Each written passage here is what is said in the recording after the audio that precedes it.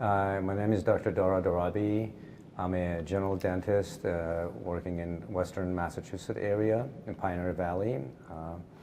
I've been practicing there for 20 years as a general dentist, and I was lucky enough that in the beginning of my career I partnered up and was in a study club and a study group with the very forward-thinking dentist, and where I learned how to do orthodontic work and the conventional braces for my patients.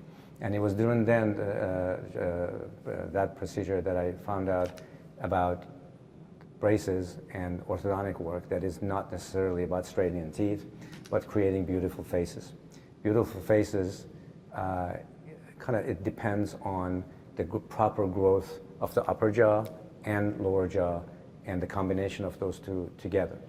And that growth has a lot to do with breathing, because most of the breathing happens right over here and of course your lungs. So there was a lot of emphasis on proper growth of the maxilla and airway system.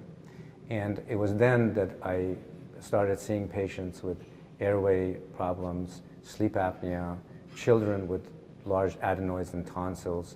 I remember referring many to ENT specialists for adenoids and tonsils removal that actually changed the patients. Some of the bedwetting that kids had later in life, at the older age, some of the ADHD behaviors that they had, it all had to do with not being able to breathe properly. That time also I had a patient whose son died from having sleep apnea, severe sleep apnea.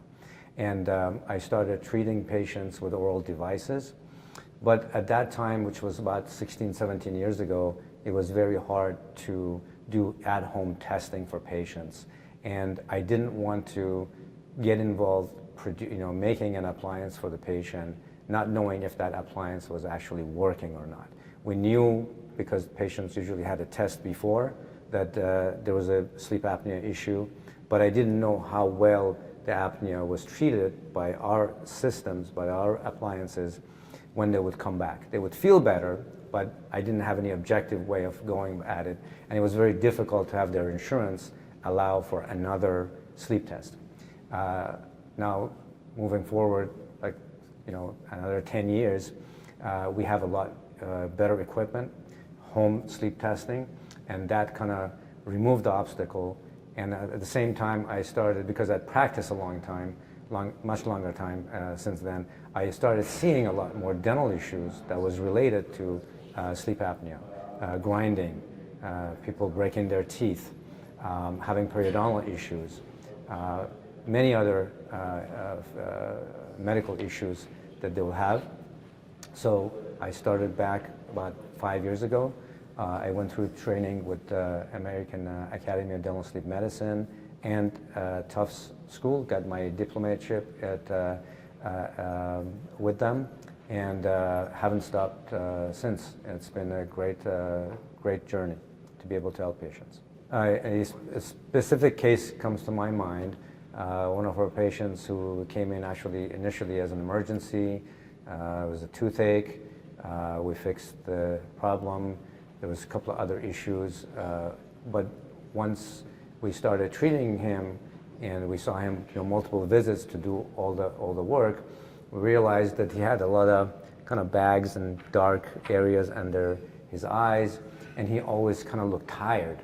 So we started asking, what's going on? How's your sleep? What's going on with your sleep? Well, it's like, I've never had good sleep. I've never had good sleep. I would be lucky if I get 2 or 3 hours of sleep a night. I always, feel groggy and feel tired. Never feel refreshed. I've never had good sleep. So well, let's take a look at let's do a sleep test for you. Well, we did the sleep test for him. He did have sleep apnea, and he was ready to go ahead and try to see, hey, let me see if this device works for me. And it was very amazing to see him a few weeks later when he came in and said, you know what, now when I wake up, I feel like I'm refreshed. I feel like I slept.